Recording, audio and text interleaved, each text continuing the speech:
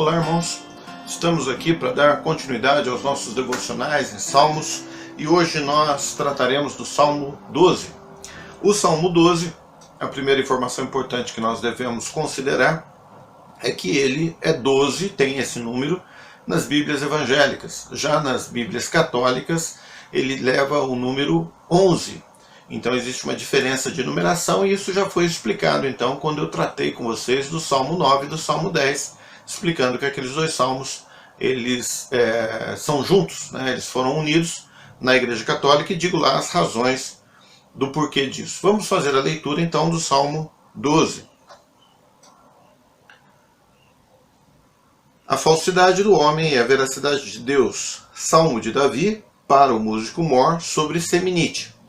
Salva-nos, Senhor, porque faltam os homens bons, porque são poucos os fiéis entre os filhos dos homens. Cada um fala com falsidade ao seu próximo, falam com lábios lisonjeiros e coração dobrado. O Senhor cortará todos os lábios lisonjeiros e língua que fala soberbamente. Pois dizem, com a nossa língua prevaleceremos. São nossos os lábios. Quem é o Senhor sobre nós? Pela opressão dos pobres, pelo gemido dos necessitados, me levantarei agora, diz o Senhor. Porém a salvo aquele para quem eles assopram. As palavras do Senhor são palavras puras, como prata refinada em fornalha de barro, purificada 7 vezes. Tu os guardarás, Senhor, desta geração, os livrarás para sempre. Os ímpios andam por toda parte, quando os mais vis dos filhos dos homens são exaltados. Nós vemos nesse salmo aqui as informações primeiras gerais que nós costumamos dar em todos os vídeos, de que esse salmo também é um salmo de Davi. Esse salmo deveria ser executado no templo, na adoração do templo, porque ele fica sob a responsabilidade do diretor de música, e também é um salmo que deveria ser executado em oitava, que é a palavra seminite, que está no versículo 1. Qual o contexto desse salmo? O contexto desse salmo é o contexto da maioria dos salmos de Davi, em que ele está sendo perseguido. E bem provavelmente uma das perseguições que ele teve sofreu por parte de Saul. O Salmo 12 é um salmo em que o Davi, o salmista, olha ao seu redor e fazendo então uma análise, chega à conclusão de que os homens maus, os homens enganadores, falsos, mentirosos, essas pessoas só têm aumentado em número à sua volta. E os homens íntegros, homens e mulheres íntegros, sinceros, só têm diminuído. E portanto ele clama ao Senhor em razão disso. Quando nós olhamos para a nossa realidade, nós vemos que de lá para cá a coisa apenas piorou e não melhorou em absolutamente nada. Então não houve qualquer progressão no crescimento da quantidade de homens e mulheres sinceros, honestos, íntegros, que falam a verdade, que não enganam e que não têm segundas intenções. Pelo contrário, nós vemos que o que progrediu foi a quantidade, houve um crescente número de pessoas que se auxiliam ou que fazem uso da mentira, da falsidade, da lisonja, da falsa, do falso elogio, da bajulação, sempre visando um lucro, um proveito em cima disso. E a tendência é que isso continue, ou seja, que aumente mais ainda o número dessas pessoas e cada vez mais tenhamos então pessoas sinceras, pessoas verdadeiras. E o salmista clama por isso. É um clamor nosso também. Se você é um cristão, se você é verdadeiramente salvo em Cristo Jesus e busca santidade em sua vida, certamente você pauta a sua vida pela verdade. E você então busca pessoas que sejam verdadeiras, que sejam honestas, sinceras com você. E não que te bajulem, não que tentem te enganar. Mas você foge disso. Não que você promova ou tenha algum tipo de benefício se utilizando de falsidade ou de mentira. Você se afasta dessas coisas. Então é um clamor nosso a Deus também. Davi, então, clama ao Senhor no versículo 1. E nós encontramos ele dizendo, salva-nos, Senhor. Salva-nos, Senhor, porque faltam pessoas. Estes homens bons não é apenas do sexo masculino, é homens e mulheres. Faltam pessoas boas, porque são poucos os fiéis entre os filhos dos homens, entre os seres humanos. São poucos aqueles que são dignos de confiança, dignos de fidelidade, ou que são fiéis, né, aos seus compromissos, à sua palavra, às suas promessas. Então falta, tem cada vez menos. E isso, essa situação, então, acaba fazendo com que quem seja oprimido sejam os fracos e necessitados. Eles se tornam os enganados. Eles são aqueles que acabam sofrendo o prejuízo diante dessa situação. E a quem clamar? Clamar apenas a Deus. Somente Deus pode mudar o coração das pessoas, ou Deus é que não pode permitir que nós venhamos a ser enganados. Então, se nós somos cristãos e não queremos ser enganados, nós dependemos de que Deus haja conosco. Agora veja, que muitas vezes você acaba sendo enganado, as pessoas acabam sendo enganadas, cristãos acabam sendo enganados, porque são movidos pelos seus fortes desejos, como diz em Tiago. Então, na verdade, é a própria concupiscência que existe no coração do ser humano. Ele quer, na verdade, muitas vezes ser enganado. Ele deseja, por exemplo, comprar algo bom num preço muito barato. E quando ele encontra aquilo, então, ele tem a tendência a acreditar naquela oferta. E ele compra, e muitas vezes ele é enganado, porque ele não toma as precauções necessárias e porque ele quer pagar muito aquém do preço que, na verdade, ele deveria pagar. Então, veja que, às vezes, ou uma boa parte das vezes, os cristãos são enganados porque eles querem acreditar naquela mentira que lhes contam. Mas Deus, normalmente, quando você deposita a sua confiança em Deus e você segue aquilo que Deus determina a você, ou seja, não buscando bens materiais, satisfação nas coisas que o mundo oferece, quando você busca andar dessa forma, Deus então não permite que você seja enganado. Ele revela essa mentira, revela esse engano antes de que isso ocorra. Ou você consegue perceber que a pessoa está tentando te enganar. Tendo dito isso, o único que pode nos socorrer, diz o versículo 1, é o Senhor. Salva-nos, Senhor. Salva-nos, Senhor, diante do quê? Diante do progresso, do crescimento dessa mentira, dessa falsidade, desses homens que só prolifera no mundo a quantidade de enganadores, né? Diz o versículo 2 e o versículo 4. Cada um fala com falsidade ao seu próximo. Isso é costumeiro e nós vemos nos nossos dias, um falando ao próximo as suas mentiras, os seus enganos. Falam com lábios lisonjeiros e coração dobrado, ou com segundas intenções. Eles falam elogiando as pessoas, enganando elas para conseguir favores, para conseguir benefícios dessas pessoas. É isso que ocorre no mundo hoje. Se tornou uma arma, uma artimanha, uma estratégia. Elogiar aquele que talvez tenha o dever de te corrigir. Então você elogia para que ele não te corrija, para que ele se sinta constrangido em te corrigir.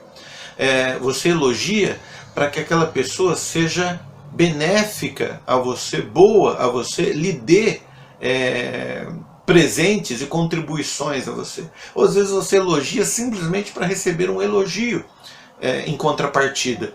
Então veja que essas situações são situações de falsidade, de mentira, e que o nosso meio está cheio, infelizmente não só no mundo, mas também dentro das igrejas. Diz o versículo 4, que além dessa quantidade dessas pessoas aumentarem no mundo, eles acham que se prevalecem sim pela língua, e o que Deus pode fazer com eles? Ou quem pode enfrentá-los diante disso? Diz o versículo 4. Pois dizem, com a nossa língua prevaleceremos, ou seja, venceremos, continuaremos a ser o que somos. Afinal de contas, são nossos os lábios, diz o versículo 4. Quem é Senhor sobre nós? Quem pode mandar em nós? Quem pode nos controlar? Lembra daquela frase que muitas vezes as crianças dizem? A boca é minha, quem manda sou eu? Então, me parece que o ditado saiu desse versículo 4. A boca é minha e quem que é o senhor dela? Quem manda nela? Sou eu, né? Não é bem assim. Você fala, mas você responderá pelos seus atos. Então, se você manda na sua boca, você manda porque Deus permite, porque senão Ele te cala.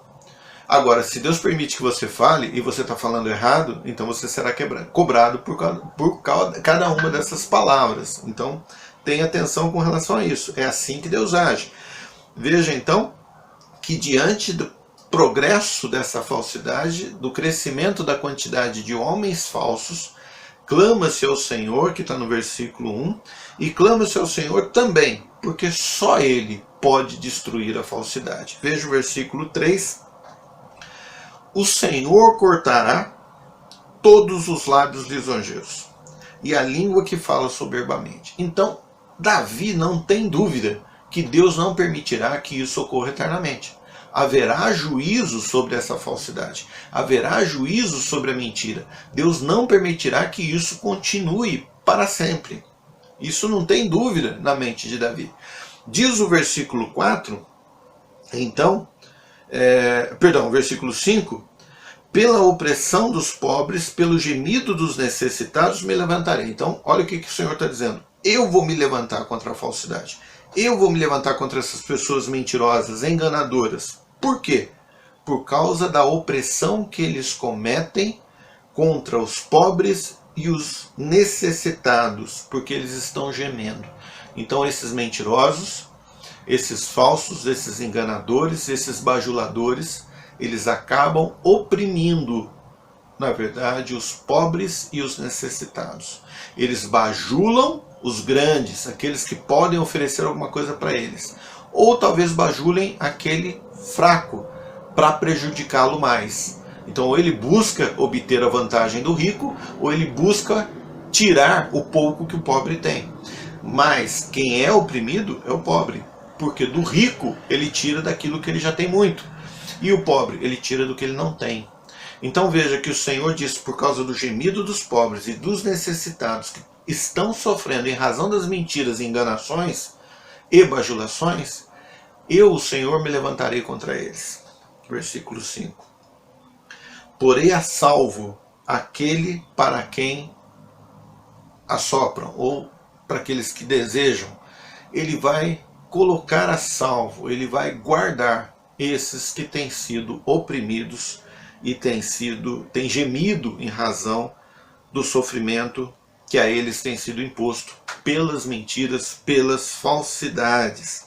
Diz o versículo 6, como que o Senhor vai combater essa mentira e essa falsidade. O Senhor combate com a verdade, com a sua palavra. E a palavra do Senhor é tão verdadeira, que o salmista descreve de forma poética essa palavra no versículo 6. As palavras do Senhor são palavras puras, como prata refinada em fornalha de barro purificada 7 vezes.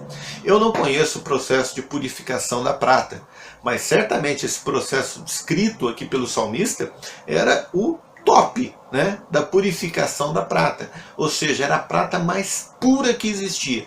A palavra do Senhor é assim. É a palavra mais verdadeira e pura e honesta que pode existir. E por meio da palavra do Senhor, toda mentira será revelada. Todo engano será revelado. Toda a artimanha por meio da lisonja, por meio do elogio falso, virá à tona. É assim que o Senhor destrói toda a falsidade e destruirá toda a falsidade. E diz então o versículo 7 que ele guardará. Tu os guardarás, Senhor, desta geração os livrarás para sempre. Guardar dessa geração está dizendo agora de Davi e o agora nosso. Agora, como que guardará? Como que guardará o cristão dessa geração? Naquilo que eu falei para vocês no início. Deus não permite que você seja enganado. Agora, Deus não permite que você seja enganado se você estiver andando conforme o Senhor determina. Se você é uma pessoa materialista, consumista, e tem sido um cristão agindo dessa forma, bem provavelmente você vai cair em vários enganos, em várias mentiras, e você será, sim, sofrerá prejuízo com relação a isso. Agora, não por falta de Deus, mas por falta de disciplina tua, por falta de cuidado teu. Agora, se você anda uma vida em simplicidade, honestidade, verdade, não tentando levar lucro indevido, não tentando levar vantagem sobre os outros, qualquer tipo de vantagem, então dificilmente, raramente, você será enganado por alguém, porque Deus não permitirá. Ele livrará dessa geração, daquela, dessa, da porvir, da geração em que o cristão está, do temente a Deus, onde ele está, livrará ele dessa mentira, das falsidades, das enganações. Então pense muito bem. Se você tem sido enganado, ou se você foi enganado por quê? Por causa que Deus não revelou a mentira para você? Por causa da astúcia do enganador? Talvez sim. Ou principalmente por causa do forte desejo que tem no teu coração por algo que não era necessário ou que era indevido a você. Você, como cristão, não deveria ter buscado.